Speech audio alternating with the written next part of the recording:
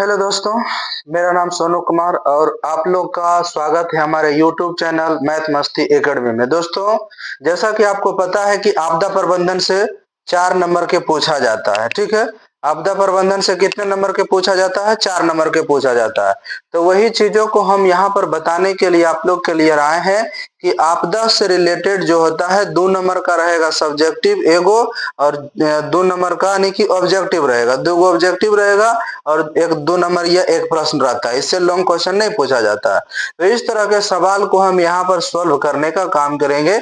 जैसा कि आपको दिख रहा होगा, पहला सवाल है आपका लिखा हुआ है आपदा प्रबंधन, ठीक है? क्या लिखा हुआ है? आपदा प्रबंधन लिखा हुआ है। समझ रहा? आपदा प्रबंधन। तो आपदा प्रबंधन क्या होता है, आप इसका स्क्रीनशॉट ले लीजिएगा, ठीक है? आप स्क्रीनशॉट लेकर के इसका लिख भी सकते हैं, कोई दिक्कत कहीं नहीं होने वाला है।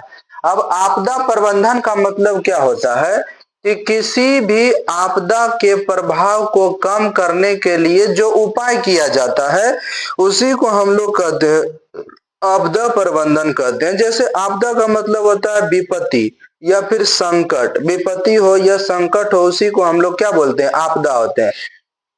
अचानक कोई घटना घट जाना उसी को हम लोग आपदा कहेंगे। जैसे देखिए, यहाँ पर आपदा का दिया हुआ है परिभाषा भी हमारे पास। कह रहा है कि मानवीय भूल या प्रकृति के कारण होने वाली ऐसी अचानक घटना जिससे अधिक माल जाल की हानि होती है, क्षति होती है, उसे ही हम लोग क्या कहते हैं? आपदा कहते हैं। तो ये घटना 2 तरह से घट सकती है। एक मानवीय भूल के कारण भी घट सकता है या तो फिर ये प्राकृतिक कारण से भी ये घटना घट सकती है। तो जब मानवीय भूल या प्रकृति के कारण जब घटना घटती है तो उसी को हम लोग क्या बोलते हैं? आपदा कहते हैं। और ये घटना ना जाने कितनों को घर को बर्बाद करने का काम करता है, ना जाने कितने जान माल की क्षति होती है। इसका है ना, ये बहुत कह सकते हैं कि खतरनाक घटना एक तरह से होता है। आपदा प्रबंधन शुरू से हमारा सवाल था। आपदा प्रबंधन किसे कहते हैं? किसी भी आपदा के प्रभाव को कम करने के लिए जो जो उपाय किए जाते हैं उसे आपदा प्रबंधन कहा जाता है।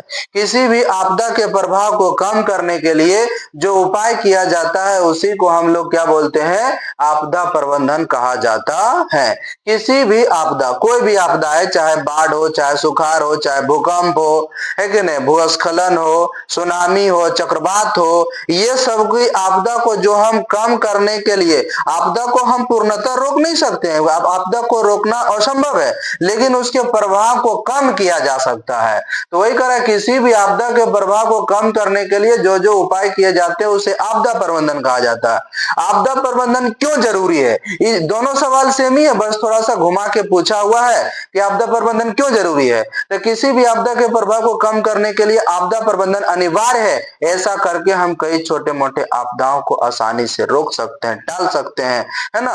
तो ये हमारा आपदा प्रबंधन था। आपदा प्रबंधन क्यों जरूरी है? आपदा किसे कहते हैं? मानवीय भूल या प्रकृति के कारण होने वाली अचानक ऐसी घटना जैसे जान माल की क्षति होती है तो उसे हम क्या कहते हैं? आपदा कहते हैं। नेक्स्ट है, आपदा कितने प्रकार के होते हैं? आपदा 2 प्रकार के होता है। एक होता है प्राकृतिक आपदा होता है, एक होता है मानवीय आपदा होता है। प्राकृतिक आपदा क्या होती है कि वैसा आपदा जो प्राकृतिक के बदलाव के कारण यानी प्रकृति के कारण घटती है, इसमें मानव का किसी प्रकार का योगदान नहीं होता है, ये प्राकृतिक रूप से घटना हो जाती है।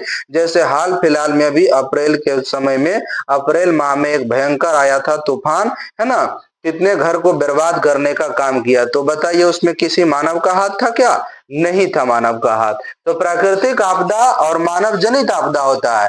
वैसी आपदा जो प्रकृति में किसी बदलाव के कारण हो उसे प्राकृतिक आपदा कहा जाता है। वैसी आपदा जो प्रकृति में किसी बदलाव के कारण हो उसे प्राकृतिक आपदा कहा जाता है। जैसे बाढ़, भूकंप, सुनामी, चक्रवात, भूस्खलन, ये सब हमारा क्या है? प्राकृतिक आपदा है। मानव जनित आपदा किसे कहते हैं? वैसी आपदा जो मानवीय भूल के कारण हो उसे मानव जनित आपदा कहते हैं। जैसे कहीं पर रेल दुर्घटना हो जाता है ना? ओडिशा में एक बहुत बड़ा रेल दुर्घटना हुआ था, अभी इधर पश्चिम बंगाल में रेल दुर्घटना हुआ।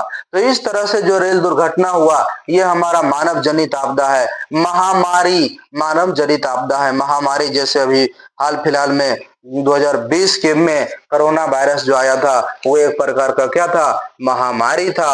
आतंकवाद, ये सब चीजें जो होता है मानव जनित आपदाएं होती है, और ये सब को मतलब ये सब घटना में मानव का हाथ होता है। उसके बाद कहता है बाढ़ किसे कहते हैं, तो देखिएगा कि मानसून के महीने में, अर्थात हम लोग देखते हैं कि जुलाई अगस्त ये सब सितंबर के महीने में भयंकर बारिश होती है, और जब मानसून के महीने में ये वर्षा कराने का काम मानसून करती है। मानसून की हवा जिधर जिधर जाती है उस मानसून की हवा के कारण वर्षा होती है।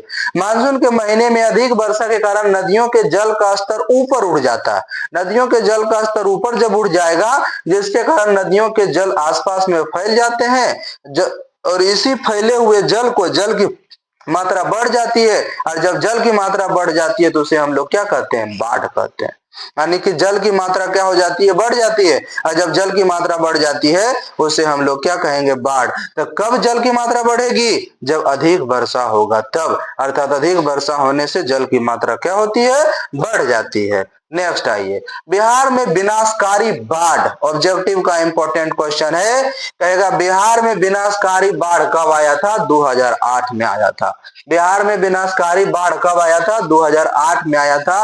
ना जाने कितनों की घर बर्बाद करने का काम किया था। ऐसे भी उत्तरी बिहार को यानी कि हर, समझिए कि उत्तरी बिहार को बाढ़ ग्रस्त क्षेत्र माना जाता है।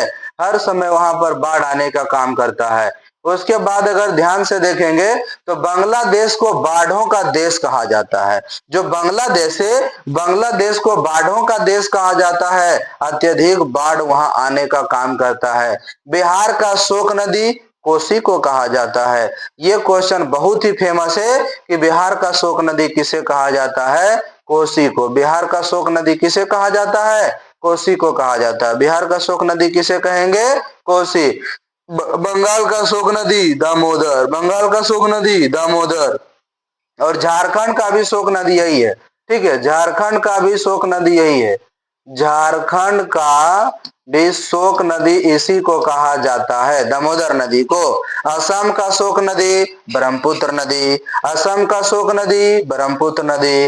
बंगाल का शोक नदी दामोदर नदी, झारखंड का शोक नदी दामोदर नदी, उड़ीसा का शोक नदी महानदी, उड़ीसा का शोक नदी महानदी।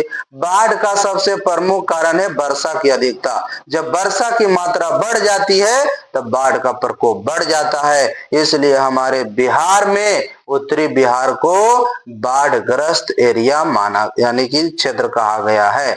और बांग्लादेश के बाढ़ों का देश कहा जाता है। हमारे बिहार का शोक नदी किसे कहा जाता है, कोसी को कहा जाता है। ठीक है, तो ये सब ऑब्जेक्टिव के इंपॉर्टेंट सवाल थे।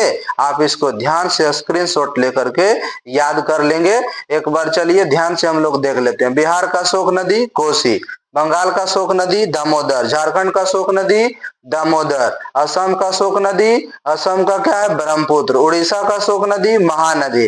बाढ़ का सबसे प्रमुख कारण वर्षा की अधिकता है। नेक्स्ट देखिए, कर बाढ़ से होने वाले हानि को लिखे। तो बाढ़ से होने वाला हानि क्या है कि सबसे पहला तो फसल डूब जाएगा।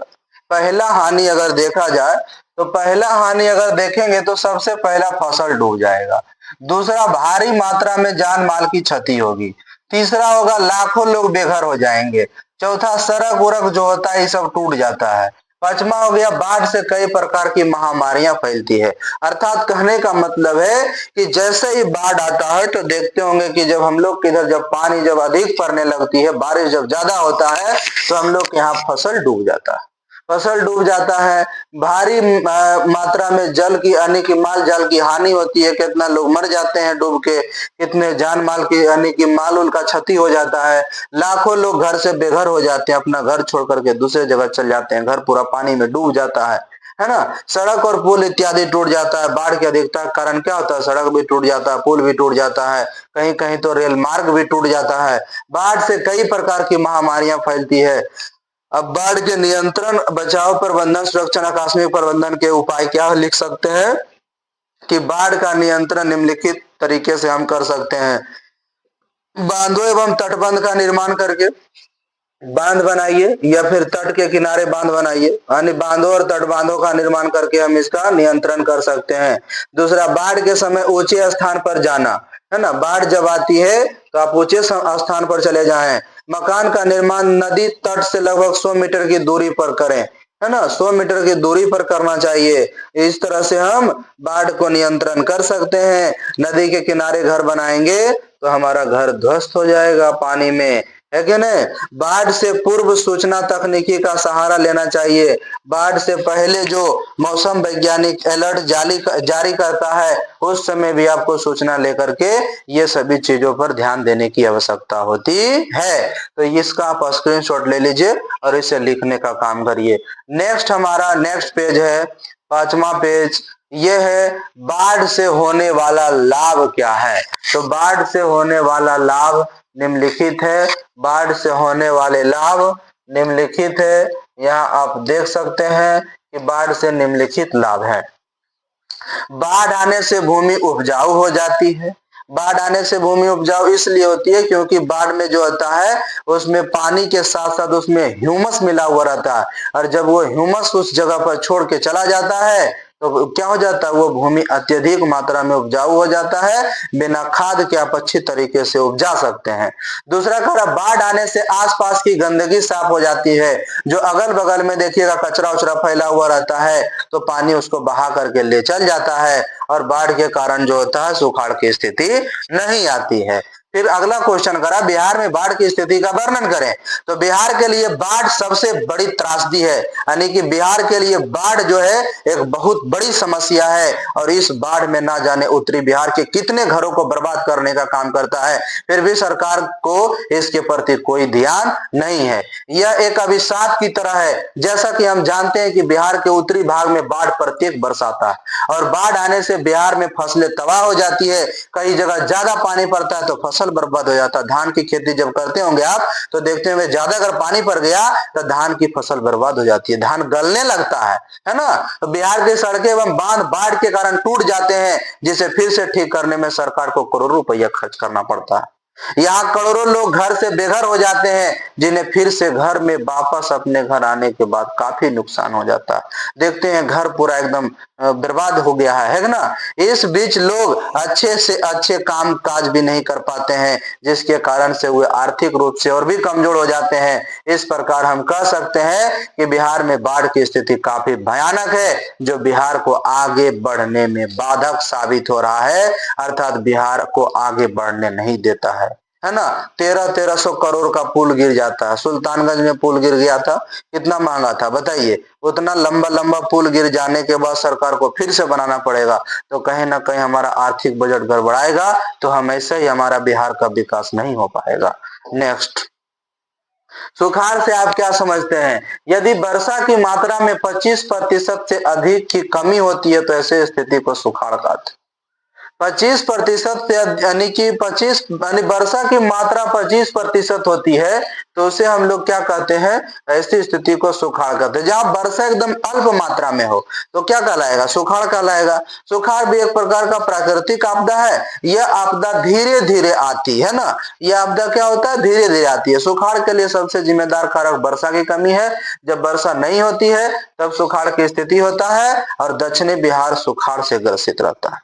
उत्तरी बिहार जहां की देख रहे हैं बाढ़ से ग्रसित है, वहीं दक्षिणी बिहार सुखाड़ से ग्रसित है ना। तो सुखाड़ भी एक प्रकार का हमारे लिए क्या है, आपदा है। तो आशा करते हैं कि ये सभी चीज आपको समझ में आ गया होगा। आपको फिर से हम एक पेज करके दिखा देते हैं। आप इसका स्क्रीनशॉट लेकर के लिखने का काम करिए, पढ़ने का काम करिए, क्योंकि ये 4 नंबर की सवाल है और बिहार बोर्ड में एक नंबर मायने रखता है। तो ये इसका स्क्रीनशॉट आप ले लीजिए, फिर आगे बढ़ते हैं। चलिए इसका भी आप स्क्रीनशॉट ले लीजिए।